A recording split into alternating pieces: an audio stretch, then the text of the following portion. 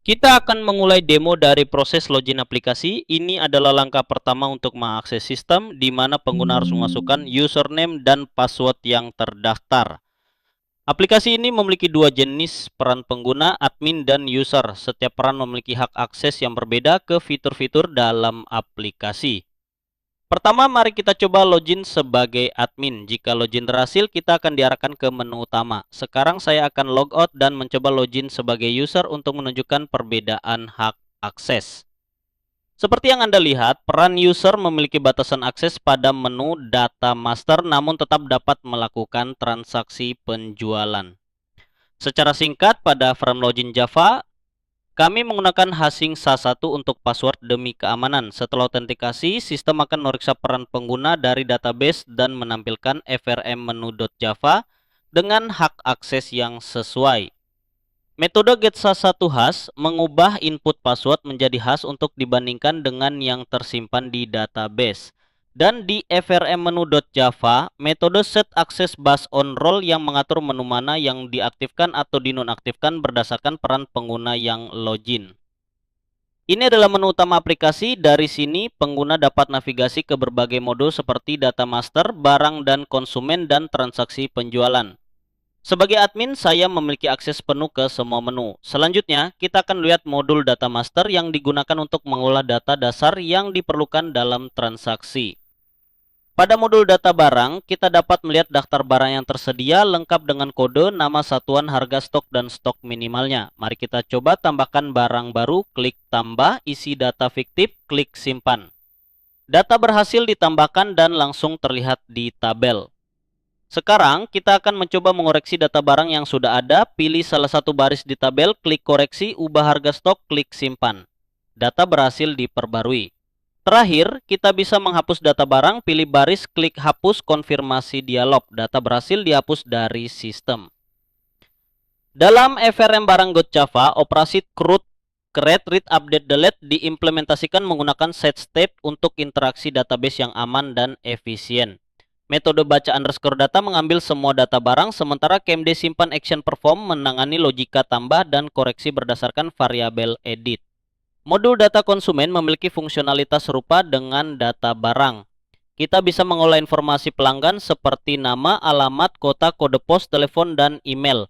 Proses penambahan, koreksi, dan penghapusan data konsumen juga berjalan dengan baik. Mirip dengan FRM barang bijaksana, FRM konsumen.java juga menggunakan prepare statement untuk operasi database. Perhatikan metode baca underscore data dan KMD simpan action perform untuk memahami bagaimana data ditampilkan dan disimpan. Ini adalah inti dari aplikasi modul transaksi penjualan.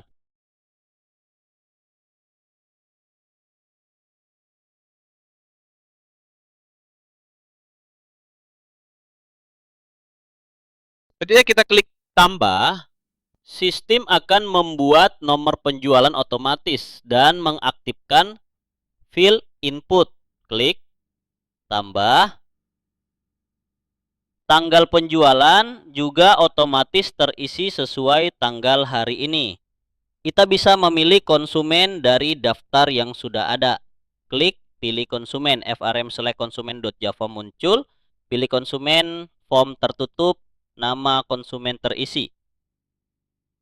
Form frm select konsumen membantu kita mencari dan memilih pelanggan dengan mudah. Data yang dipilih akan langsung terisi di form transaksi.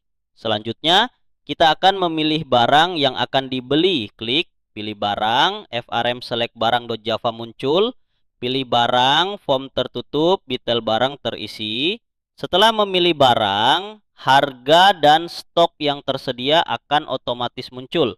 Kemudian kita masukkan jumlah yang dibeli. Aplikasi ini juga secara otomatis menghitung diskon berdasarkan jumlah barang yang dibeli. 2% untuk Kesas 10, 3% untuk Kesas 20, dan 5% untuk Kesas 50.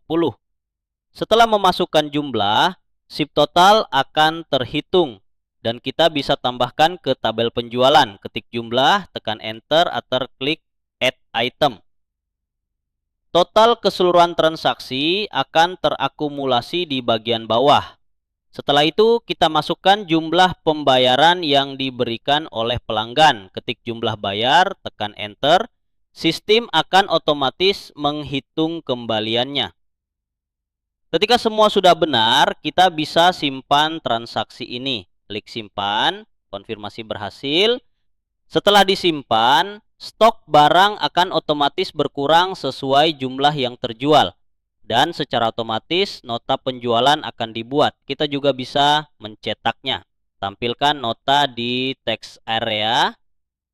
Klik cetak jika printer terhubung. Fungsi cetak nota ini memudahkan pencatatan dan pemberian bukti transaksi kepada pelanggan.